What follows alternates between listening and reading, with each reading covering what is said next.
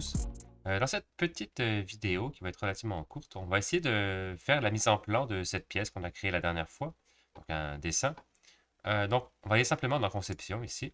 On a différentes choses qu'on peut faire là-dedans. Donc, faire la fabrication, usinage CNC, de la simulation, des animations, du rendu, gestion générative. Et donc, quand on doit faire un dessin technique, on peut aller dans Conception ici de dessin.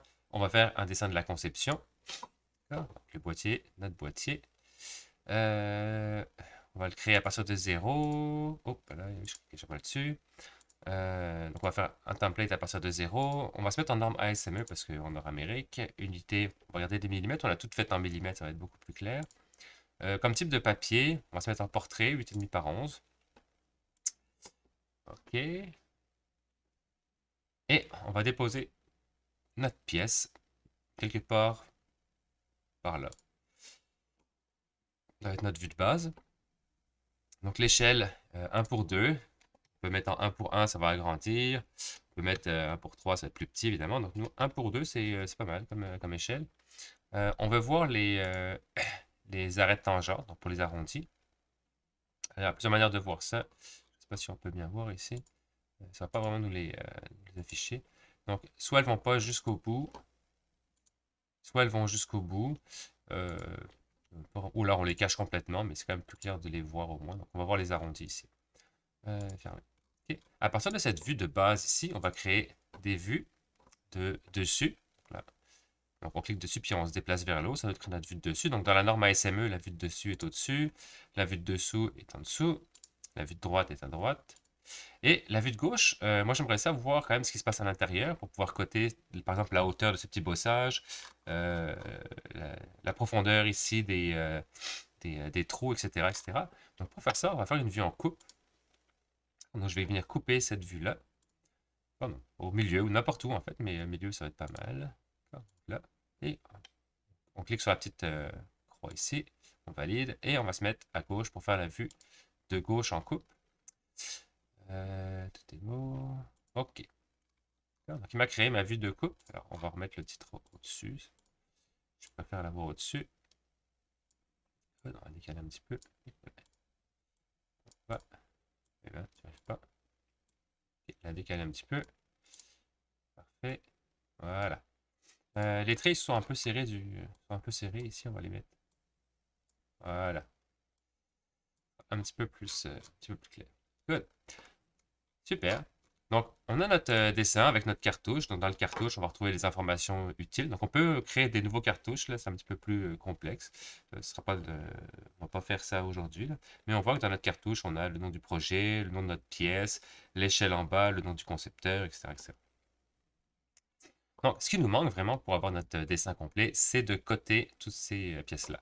Alors, ça va être long de coter toutes ces pièces-là. On ne va pas le faire au complet. Là, c'est pas ce qui vous intéresse. Mais vous pouvez vous servir de cet outil-là pour faire vos pièces pour votre rapport. Donc, on va voir quelques bases de cotation.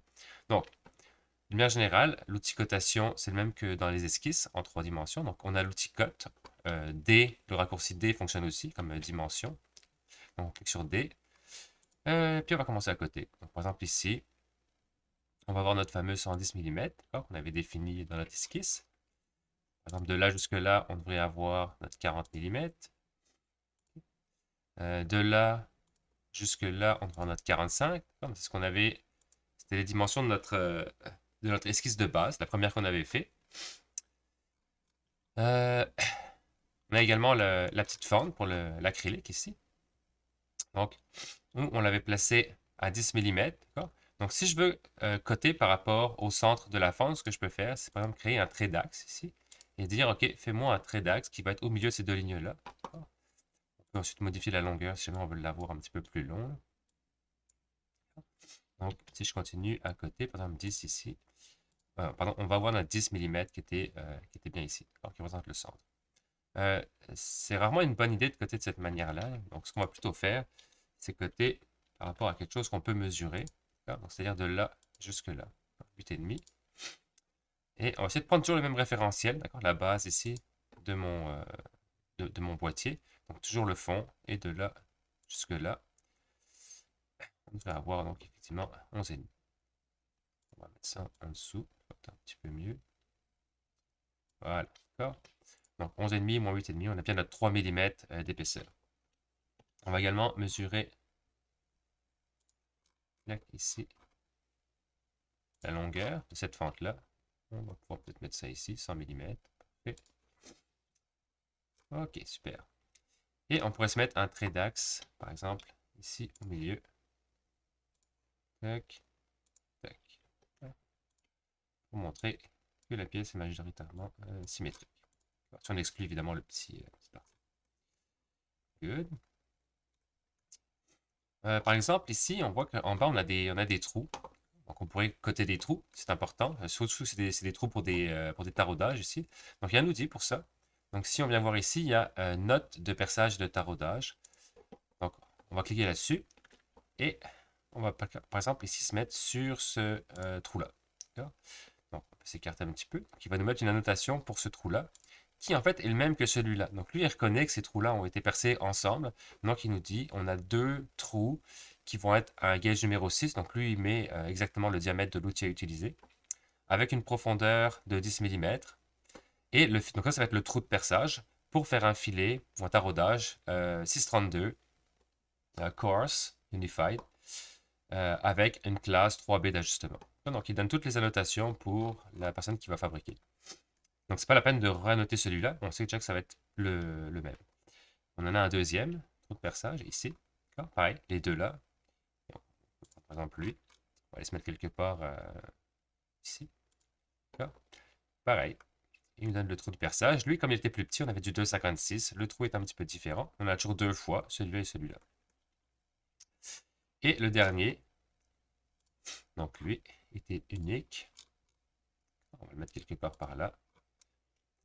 C'est toujours un 632, même épaisseur. Sauf que là, on en a un seul. Donc, si on veut, on peut des fois aussi déplacer ça. C'est un petit peu chiant des fois. Là. Ok, moi c'était rapide pour une fois. Bon, c'est pas nécessaire. Bon, voilà.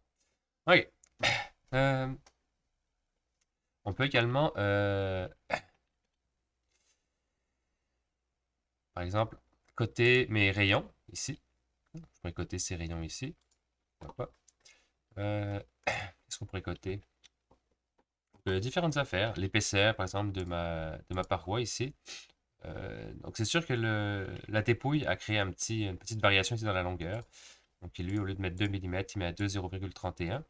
Si jamais la tolérance ici ne nous convient pas, on peut toujours modifier la tolérance. Donc, ici, par exemple, je pourrais dire, ben, mets-moi simplement un chiffre pour la virgule, en affichant les zéros. Okay. Donc, on voit qu'on a moins de tolérance ici. Ça va être plus facile, par exemple, pour la personne qui va fabriquer. Donc, c'est de cette manière-là qu'on va pouvoir venir coter un petit peu toute cette pièce-là, finalement. C'est important aussi de noter les centres des trous. Par exemple. Donc, si je veux noter, par exemple, ici, la marque du centre, on fait juste cet outil-là. On vient cliquer sur le cercle et vient mettre des axes de centrage pour les trous, pour les perçages.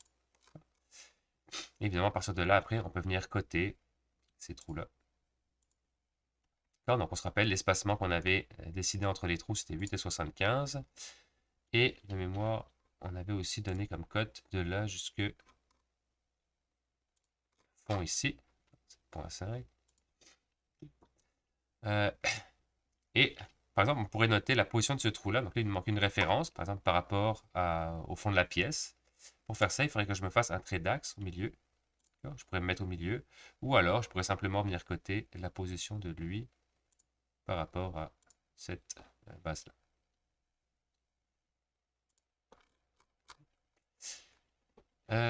Si les codes commencent à être un petit peu trop gros, c'est prendre trop de place, on peut changer toutes ces choses-là. Alors, taille de la feuille, cartouche, non. Paramètres du document. Probablement là-dedans. Groupe de hauteur du texte. Ça ressemblerait peut-être à ça. Police. Petite. Ouais, ok. Donc, on peut changer la taille de la police pour les cotations, etc., etc. Hop. Si jamais vous voulez déplacer une cotation qu'elle vous embête, quand vous cliquez dessus, il y a un petit point qui apparaît. C'est ce point-là qu'il va falloir déplacer. Ok.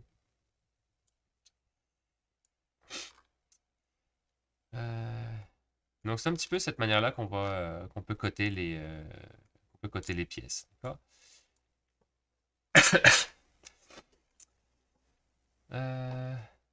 Ici, j'aimerais bien rajouter le symbole de l'ETS dans mon cartouche. Donc, je peux venir insérer ici une image à partir de mon ordinateur. Ou je sais plus où est-ce que j'ai mis ça, moi. J'imagine que j'ai fait ça cheap, j'ai mis ça sur mon bureau. Ouais. Ok, logo ETS. Donc, on va venir mettre. On peut changer évidemment l'échelle. Mettons, là, pas du 0.8, j'imagine. Ouais, bon, on peut changer après, c'est pas très grave. Oh, j'ai cliqué sur échappe, pas une bonne idée. Ok, on va mettre ça là. On peut changer l'échelle après. 8. Ouais, pourquoi pas. Et on peut également le déplacer après. Ok, c'est un petit peu gros, donc juste à cliquer 2 fois dessus. On peut encore modifier l'échelle. Bon, en fait, on pourrait faire comme ça. Ok, c'est parfait, ça. Ça devrait rentrer. Cherche les points. De même. Je sais pas pourquoi je suis aussi loin, en fait. Ok, parfait. Chose comme ça. D'accord? Donc, évidemment, après, on peut continuer à coter, venir mettre ça. On peut coter des angles aussi, je vais d'en parler, mais on peut coter cet angle-là avec cet angle-là, donc pour noter l'angle, par exemple, de dépouille. Donc, on avait une dépouille de 10 degrés, donc si je cote par rapport à l'horizontale, j'ai bien 90 plus 10, donc on a bien notre 100 degrés, etc., etc. On peut coter évidemment les vues en coupe de la même manière.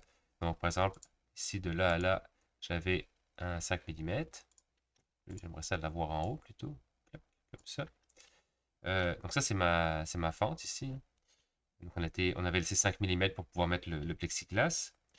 On peut aller de là jusque là. Là. Ok, parfait. Et au total, on aurait notre 25. Donc il nous reste notre petit 3 mm ici qu'on avait laissé pour enfoncer notre circuit imprimé.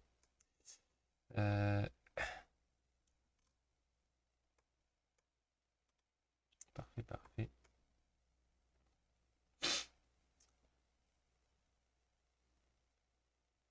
Ok. Là, on voit que le trou de la vis n'est pas en pointillé. Pourquoi il n'est pas en pointillé?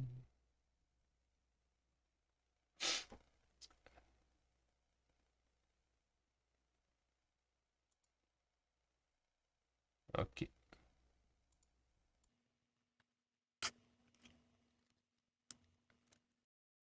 Effectivement, pardon, excuse-moi, je vais le remettre.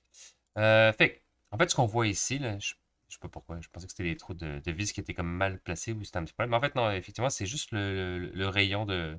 C'était le congé ici, donc c'est l'arrondi qu'on voit, donc c'est les arêtes tangentes qu'on voit apparaître. Donc c'est un petit peu mélangeant sur cette vue-là de l'avoir, je trouve. On voit que si on enlève les arêtes tangentes, on voit plus apparaître ce petit défaut. Là. Enfin, c'est pas un défaut, là, mais c'est un truc qui est un petit peu mélangeant. On va le laisser comme ça. OK.